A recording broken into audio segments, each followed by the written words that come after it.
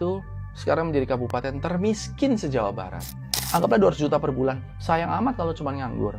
Saya doyan duit nggak? Saya butuh duit. Tapi saya masih bisa jadi bintang tamu di sini tuh masih laku. Jangan ciumin tangan pejabat kecuali dia tua. Lebih tua dari Anda, nggak apa-apa. Saya tuh bermain playing victim, mundur supaya dapat simpati publik. Terus habis itu membongkar-bongkar gaji-gaji pejabat supaya rakyat kasihan sama saya dan nyoblos.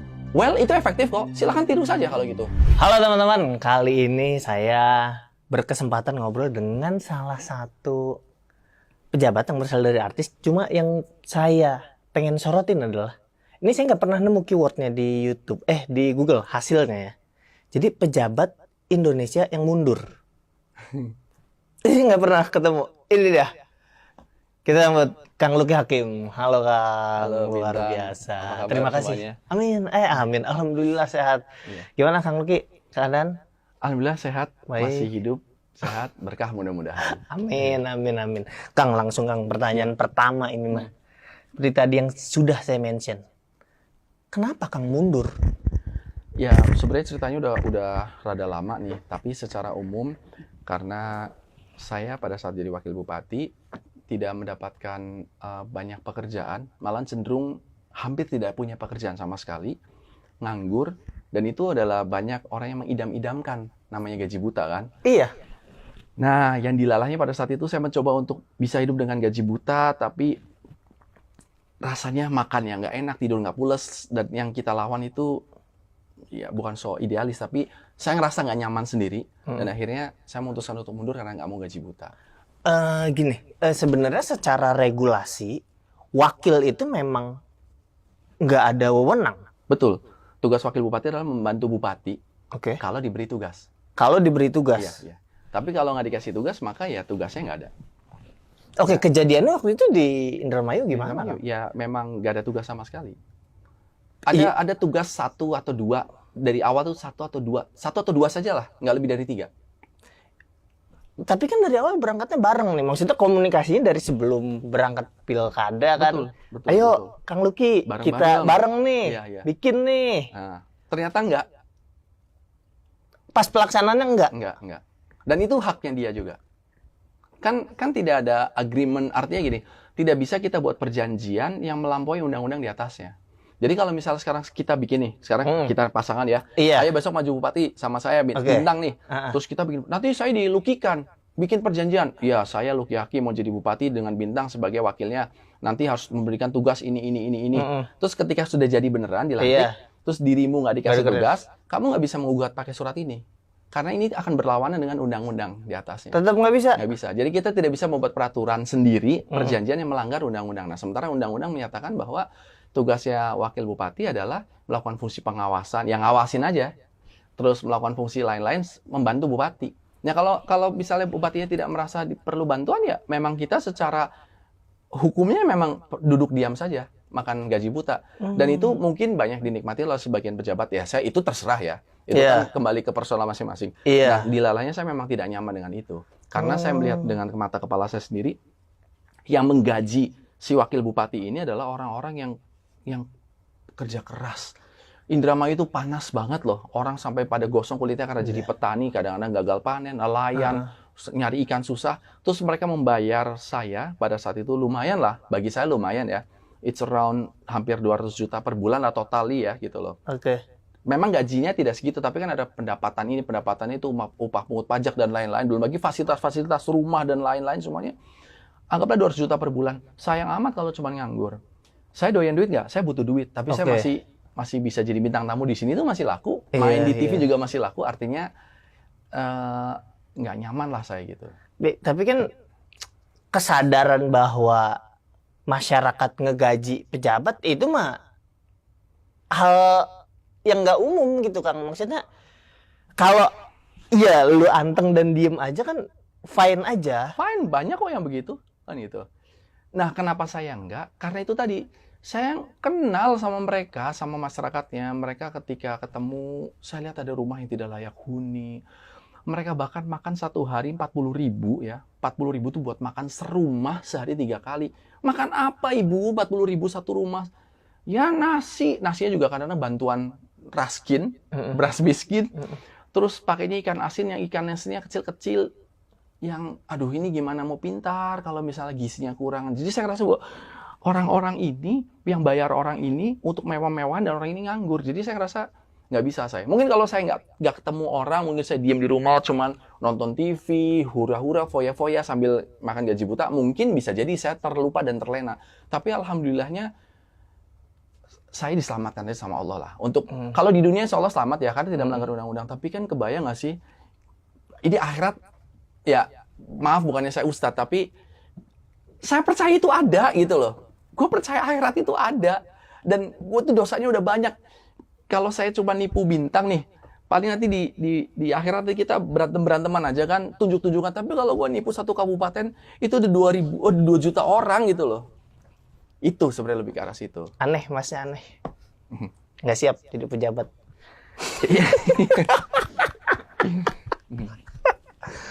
Terus hubungan lu berarti sejauh apa sampai di titik lu udah deh, gue mundur deh. Karena itu tadi saya berkali-kali nanya, ada kerjaan nggak hari ini? Nggak ada. Besok ada kerjaan nggak? Lusa terus nggak dapat kerjaan. Nggak gini, kalau logikanya kalau Kang Luki sebagai wakil nggak dilibatkan berarti harusnya udah beres. Nggak perlu nih. Iya. Wakil nih. Iya. Tapi kerjaannya beres, Indramayu. Oke, aku kasih tahu nih. Jadi ketika aku mundur pun buktinya tidak dilakukan mekanisme pemilihan wakil kan? Memang berarti iya, harusnya kan diganti ada wakilnya karena undang-undangnya misalkan seperti itu. Tapi begitu aku mundur ya udah nggak ada wakilnya. Nah, kalau bicara Indramayu beres apa enggak, jangan saya ngomong lah, biarkan Google yang ngomong. Indramayu itu sekarang menjadi kabupaten termiskin se-Jawa Barat. Se-Jawa Barat paling miskin. Dan bisa nih, nanti bisa ini kan telepon pintar pada pakai gadget ya. Dibuka, Silpa Indramayu tahun 2021 berapa ratus miliar, Silpa 2022 berapa ratus miliar. Silpa itu apa sih? Yang paling gampang ini, Silpa itu adalah sisa anggaran yang tidak terpakai. Anggaran dari mana? Dari pajak rakyat. PAD, pajak apapun itu kan kan nggak ada pajak sukarela kan? Nggak ada. Pajak itu kan pasti diambil tiba-tiba. Secara paksa. Ambil dari rakyat. Sini kamu harus kumpulin sampai sini. Uang ini dipakai, harusnya dipakai untuk pembangunan kan? Iya. Nah ini nggak dipakai. Sebesar 240 miliar. Di kabupaten termiskin di Jawa Barat. Iya. Yang masih butuh jalanan, butuh apa? Ini di-googling saja. Di-googling aja. Ada.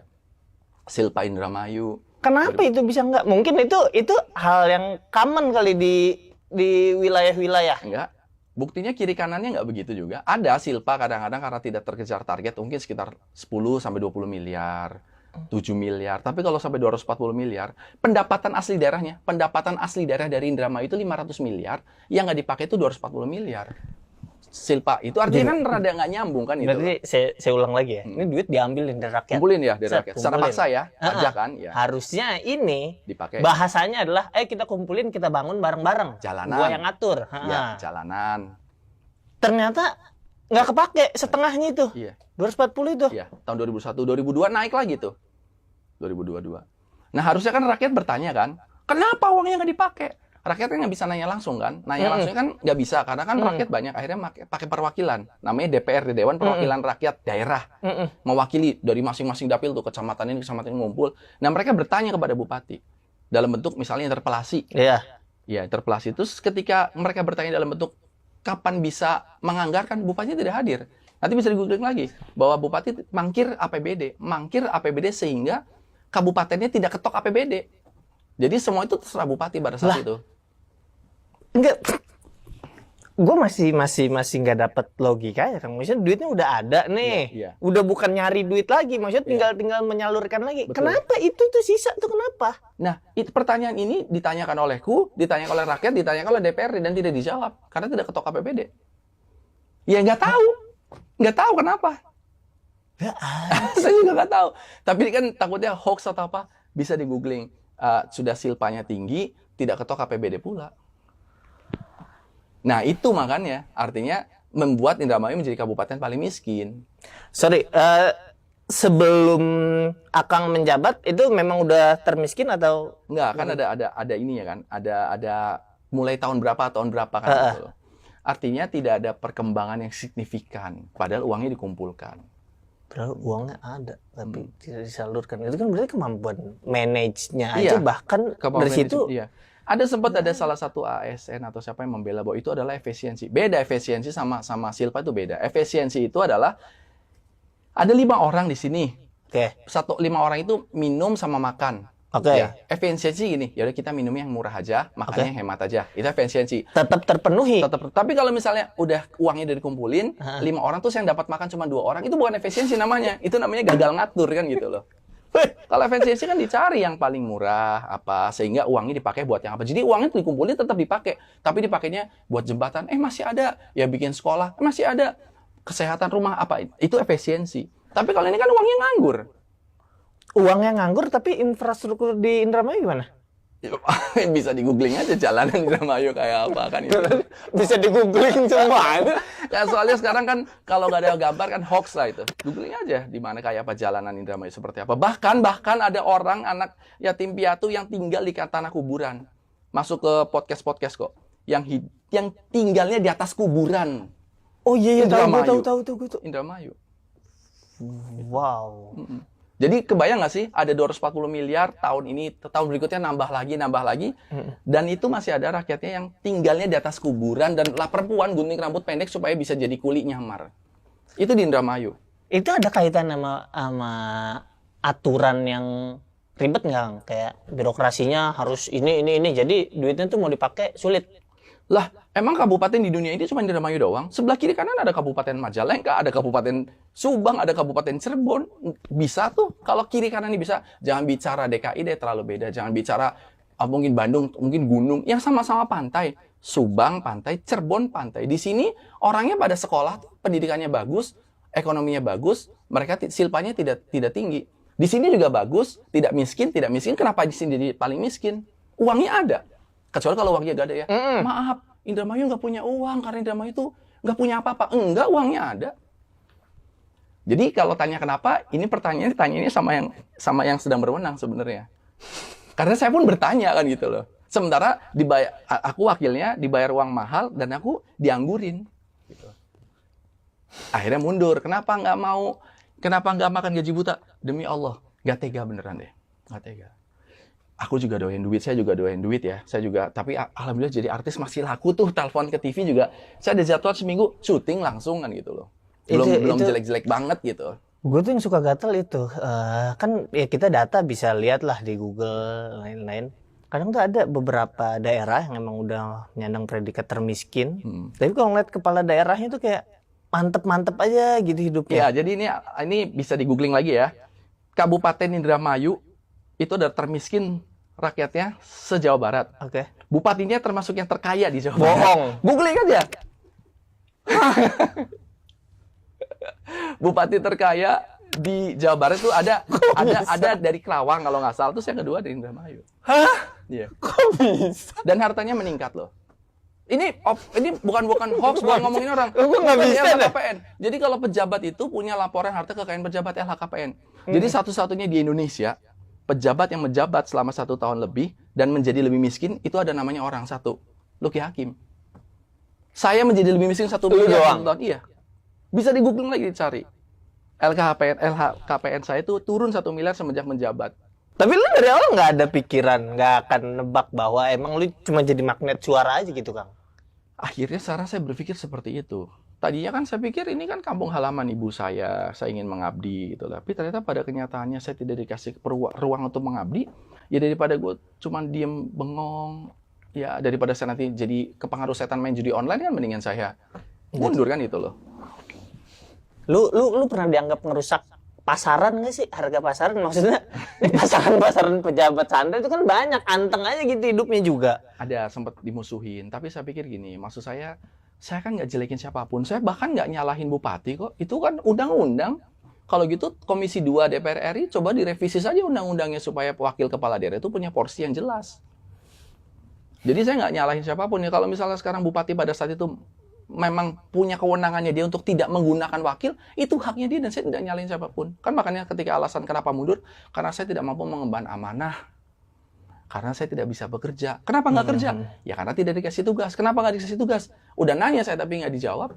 Kalau misalnya gini, ketika lu mengundurkan diri, terus mungkin ada gua sebagai salah satu rakyat di Indramayu, ya, anjir lu kok mengundurkan diri, lu kan lu bikin janji waktu itu. Iya, makanya saya minta maaf. Lu minta maaf? Saya minta maaf.